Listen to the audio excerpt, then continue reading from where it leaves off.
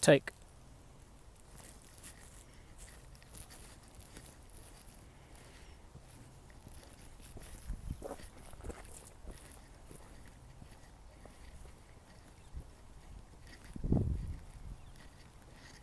Lie flat. Reiko, lie flat. Half done. Lie flat.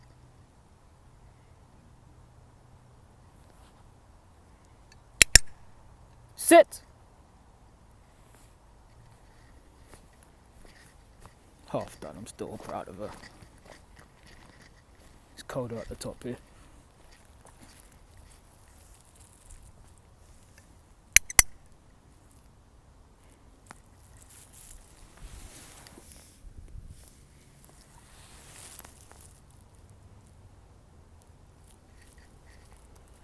Take.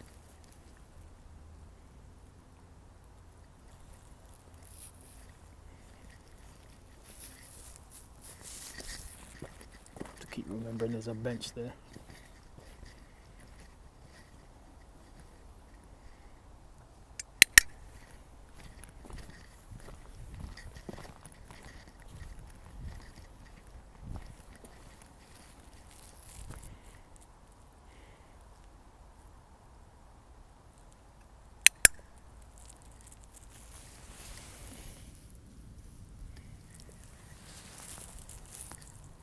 Take.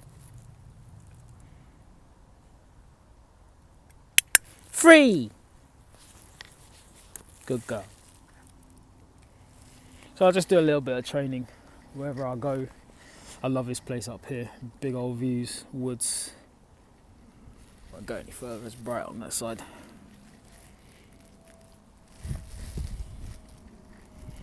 Just do a bit of impulse training with her. She loves to just grab trees and run off, which I think is hilarious, but not good for training. Oh, there's a brilliant photo right there. But yeah, I come up here to think, come up here to be a bit free in my mind, to process, to understand things. Reiko has just started to alert me. So say if somebody was walking up here, I should have filmed it when the lady was behind me. She was just walking through the top of the woods, which obviously she's entitled to do. I can't tell people, no, you're not supposed to walk here on your own, you're looking dodgy. No, it's not me. So I acted a tiny bit nervous in front of Reiko, and she barked to alert me. So every time she barked, she looked at the lady, then she looked at me. And she looked at the lady, then she looked at me. She looked at the lady, then looked at me. And then she came closer to me and then barked. So it's just to alert me, to let me know. So I could be listening to music. I'm currently recording this with my earphones in. I could be singing to myself, but she lets me know that somebody's behind me. I also notice it through her body language as well anyway, because her ears go erect and she just looks constantly at the thing that's moving. So until I turn around, she will not, until I turn around, she will bark until I notice. So even the lady was like, oh, she's just letting you know that I was here. I said, yeah, I know, that's what she does. Just so I'm not caught unawares, because a lot of people don't realise that I have anxiety with people. Being blind on my left hand side with my eye, I'm very cautious on how people are around me. Doesn't matter whether it's a male, female, a boy, a girl, a child. I'm very, very cautious. So I don't want to trip over. I've had lots of people who have caused me to trip over them because of a pushchair appearing on my left hand side. So I get very dubious when people are around me. It's getting a bit bright. I get very dubious when people are around me. So her alerting me, and this is a natural alert, this isn't something that I've pushed or trained. I've trained it in the sense of I will breathe a bit anxiously on purpose. See how her response is? That's exactly what I do. She pays attention to me, looks at me. She's going to go back to do zoomies in a second. She pays attention to me, looks at me, and then continues. So if they come too close, she barks and gets closer to me. You know, sometimes I'll let them just say hello to people. So it's not all this time the same. She's looking for the response or the reaction. I don't tell her to shush. You know, ordinarily you could, but I don't tell her to shush. And the reason why I don't tell her to shush is because she's alerting me to a interaction that could cause me harm, could cause me hassle. So I allow her to speak in that kind of sense. If she goes a bit too much, then I, pull out a treat, lure her away, so then she learns to calm. And you're imprinting. Like, what a lot of people don't understand is you're constantly imprinting. It's just a question of what are you imprinting, whether it's right or wrong, whether it's correct or not, or whether it's even useful, whether you even want it. The other day when I was jogging with my mum, and this lady with a beautiful golden Labrador, poor thing, got attacked, 2 years old.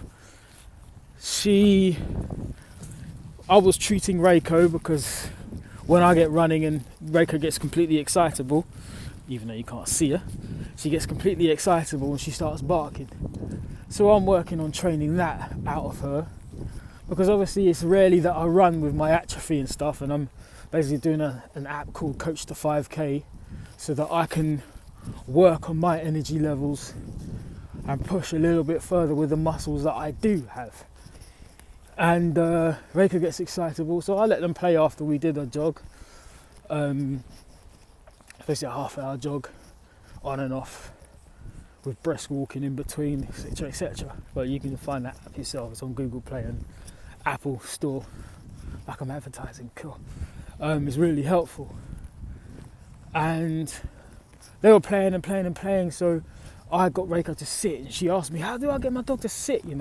I said, but you notice I didn't use any words. And the reason why I don't use any words is because people tend to think that when you're telling a dog to do something, it's an instruction that you must obey or else. That's the human mentality, or anthropomorphism.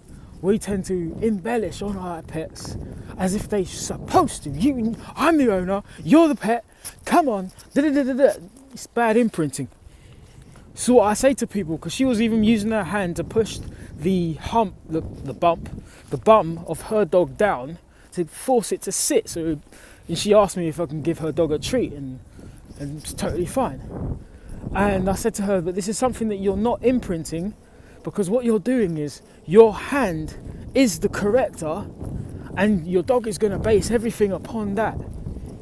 So if you have to keep pushing your hand on your dog's bum, it's not actually imprinting that it needs to sit down. You're actually imprinting on it that whatever you're doing is okay until I correct you. Imprinting is everything. Reiko can bark and bark and bark and be excitable she wants to. There's times when I will not say a word and I'll get her to sit, or to stop, or to stand, or to lie down without words, like sign language for dogs, as it were. And I was saying to her, you need to first try to imprint, just like puppy stuff. It doesn't matter how old the dog is. It's not teach an old dog new tricks. It's just teaching tricks continuously, or training continuously until they've improved on it or they've got it mastered. But I said to her, I still go back to the basics. She's 3 years old, 1 year older than your dog, and I still go back to basics. And the reason why I go back to basics is because it's just to reaffirm everything, to re-imprint everything, to make sure that it's there. Then you step it up a bit. So it could be just sit. It could be looking away from the dog completely and getting them to sit. So these are the things that I kind of tell people about imprinting. And oh, my dog normally sits, and it's like, it's not the fact that they normally sit or don't sit, is that you only do this when you're at home in a quiet, warm environment. You don't do it when you're away from home. You don't do it at the park when there's a height of distraction or another dog wanting to play and run and chase. This also is a number one thing, like recall. She struggled with her dog recall, but she brought herself a hot coffee, warm gloves, a hat on her head, but no treats for her dog. And I always say to them, look, I'm a person that I use raw treats. I dehydrate all my treats. You can see from my Instagram page and my Facebook page, Reiko has raw treats. So I dehydrate raw meat, could be fish, could be, or today's is monkfish and cod. It could be, I've got lamb tongue, lamb heart, could be loads of different things. Go find it. It could be loads of different things. And in the process of that, see, there's another little bit of imprinting here. Yep. When she comes back, good job. Just simple things like that. So there's a reward for coming back, a reward for the little tiny bit of work. And people think, oh, but that seems a lot of work and a lot of training. This is where Reiko gets excitable, so you hear her barking. So I ignore it.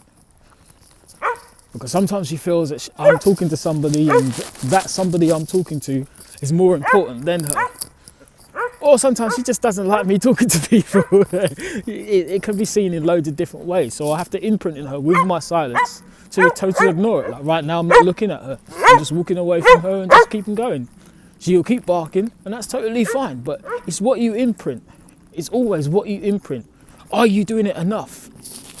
Is it truly the message that you're trying to portray through your imprinting? Or is it just, well, you know, I can worry about that another time? Well, now is the perfect time. It doesn't matter what age. I just prefer to make sure that it's more convenient or workable with what you're trying to achieve. Even a pet dog owner is, oh yeah, I'll just take my dog down the park on a weekend or on a weekday, just a quick brisk round so they can go toilet and this. That's a perfect time to imprint. Because if that dog is pulling you, lunging you with you to take you to the park, you might need to change the destination or the location or how you get to the park. Whether it's via car, whether it's via bus, whether it's, you know, jogging there, walking there slowly, even walking backwards is completely different. Because as far as the dog's concerned, wait a minute, aren't we going to the park? It's just how you do it, what you imprint. It could be a dog that pulls at the door to get out. Reiko doesn't come out the door first, and the only time she comes out the door is when I ask her to come out, and that's a request. She could sit there and stay there. Sometimes she does sit there and stay there like I've never said anything. So even then she basically waits. Even if I close the door, she waits. The door shouldn't be the excitement. You always should be. The importance of recall, just an example. Good girl. And that's the thing, I see a lot of people making mistakes on simply that. Like there was a lady over there, Reiko, when she got excited and ran over towards the other dog. The dog was far away from the owner and I just about saw them in the distance. Anything could happen to their dog. Anything. Another dog could bite it or they could start a fight. But I guarantee if their dog charged at Reiko and I said to them, can you recall your dog please? They'll be at me like, oh, is your dog aggressive? No, my dog's not aggressive. It's just I don't like the way that your dog's charging. I mean, don't I have a right to ask? Because the dog was too far away from them. So, you know, everybody has a level of nervousness or anxiety when it comes to meeting random people in a dog park. She loves this part. Random people in a dog park. But the most important thing is to make sure that people around you are comfortable. Reading dog body language, noticing what their body language is saying. It's also reading what the dog body language is saying. If they see another dog cowering and they cower for a long period of time, do you think it's time now to call your dog back? Because I think it is. It's not fair on the dog to have to cope. The other dog to have to cope with your dog's excitability or your dog's potentiality. It might not have even come across that body language before. I also say to people, you've also got to look at ears. Where you got a dog like mine, Reiko, a smooth collie, her ears are erect, as you can see. But you've also got dogs who like a Labrador or a Springer Spaniel or a Retriever. Their ears are completely flat. Or you got Bichon Frises where their fur, or their fur is completely covered. Their ears are completely covered by their fur. So in that sense, you've got to, free. In that sense, you've got to be wary because if they can't read the body language, the ear position, you know, when the ears are erect, when they're forward or not. Again, I'm ignoring Reiko. Yeah, I said her name. And then, so when the ears are forward, when the ears are back, when they've lowered down, you also can see that in the body and the tail. That's readable to us, that's readable to dogs. If we misread all these communications, this is where I tend to find a lot of people have problems. And what I mean by problems is, oh, your dog's aggressive, this. My dog's not aggressive. If a dog can potentially have 5 dog barks, 5 different ways to wag their tail, How comes it's us as humans who, I'm a dog lover, I've had dogs all my life, we fail to read just the most simplest thing of how a dog's tail is wagging. We fail it. So this is something that we also as people need to understand. I mean, please share this video, because the more people understand this, body language, anthropomorphism is the I can never say the word. It's like treating a dog like a human. We think human, so dogs don't think human. Oh, my dog's upset because I didn't give it chicken. No, it's just waiting for when it can get it. See it as a dog's opportunity, because if a dog lunges for it, he might lose the opportunity to get chicken in the next opportunity. So it'll wait. We tend to think human thoughts. You know, oh, my dog doesn't like small dogs. It's nothing to do with small dogs. It's just the simple fact is they could have been reading your body language, and your body language was saying that looks a bit similar to a dog that attacked me, or a dog that barked at me. Or even reading down the line, the lead, that you kept pulling the dog away from me, or me away from the dog. I was lunging at the dog, wanting to play, and you kept yanking me away. So now, okay, there's a reason. The dog's reason will never be human reason, but yet we put it in human, and the dog all of a sudden doesn't like them. If a dog can scent another dog and can smell that dog, that's the only way that they can recognise another dog. I've been thinking of this for a while. It's the only way. So if it was a Jack Russell and they smelled them, because even in fear, they can smell that dog from a distance. So that's how they recognise them. It's not the breed. It's not, well, because it's a Jack Russell, they might show signs of nervousness, but it's not fear. And that's something that I'm still questioning it, because I used to dog walk and stuff, and I question this a lot. I don't like the idea that we put human traits on animals that are not obviously human. Anthropomorphism. But yeah, this is just a quick video, but 17 minutes, just to be an illustration to explain what imprinting is, how we can utilize imprinting, how we can curb imprinting, and some uses of it from what I use with Reiko, and I trust her with them. Her senses are way better than mine. You know, sometimes when I'm walking in the woods, I'm here on my own. So she will hear a random noise that I can't hear. I'm learning to trust it. I always trust it. When she just flicks her head up, whoop, almost lost it then. I'm okay. That's when I watch her more. I'm okay, Reiko. I'm okay. Thank you. Good girl. Good girl. She knows that I get anxious and nervous, and I've just heard another person coming around the corner. Stop barking. Good girl. Come this way. Free. Right there. Carry on, Reiko. Leave him alone. Not too bad, thanks. Is he okay? Yeah, she's fine. Walk on. She's just alerting me that people are around. Walk on. Good girl. That's a response that Reiko does. I didn't hear them fully until Reiko saw them, and she lets me know constantly. That's what I mean about imprinting and what I allow her to imprint. So they're saying, is she okay? She's just standing at them to make sure that they're not going to do anything to me, because I get anxious with people who just randomly appear. I mean, two fully grown men walking in the woods. Who knows what they could do? There's times in shops where I'll cower because somebody's just randomly touched me on my blind side. Like, they ask me, is she okay? Yeah, she's totally fine. She will not be anywhere near you. She just alerts me when people are around constantly. So we're working on the noise value, because obviously, but on the other obvious side, do I want to overtly correct her so she stops barking? Because she lets me know. I mean, I can do things like, you know, while she's free and not working, I could get her to nudge me continuously. So she imprints and nudges that somebody's close. So she'll nudge and then look at them, like what pointers do when they find their prey, as it were, when the owner might be duck hunting, for instance. There's so many different uses for that you can imprint into them. You know, I could have asked Reiko, come touch, and she comes over to touch. You know, so when somebody comes close, she stays close to me. And then that's the thing, I don't really like people, even though part of it in the training that I have to do is that I'm required to have Reiko be stroked by a stranger, that puts my anxiety through the roof, because I don't like the idea of that. When Reiko was a puppy, she could have got stolen from me. Had two guys running at me full sprint, and another guy was slightly behind. At first you wouldn't think, because the guy running towards me, two guys running towards me, I was more focused on them. Immediate danger, threat, blah, blah, blah. So when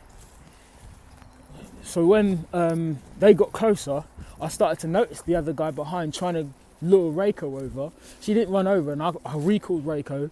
She was 6, 7 months.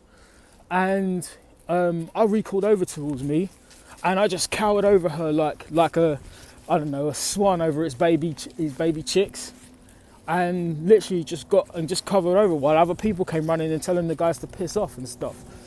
Ever since then, I started working harder and harder on her recall, because I don't want that happening again. So for me to, when doing her training, having to have somebody a stranger come in to stroke her, yeah.